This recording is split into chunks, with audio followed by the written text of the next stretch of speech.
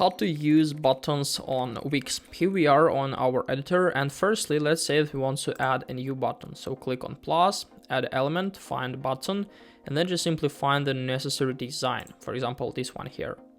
After that, we can easily interact with buttons. We can resize them, like change the position, and if we'll click on them, we can easily click on change text and icon.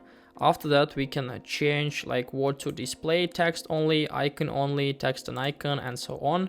We can change text inside. For example, we can write like something like this.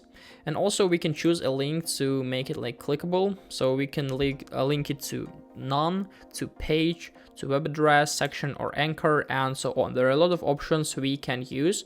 So decide what you would like to use your button for example, for a web address. And all we need to do is just simply put our link right up here and also choose how does it open, in a new window or in a current window. I recommend you to open it in a new window.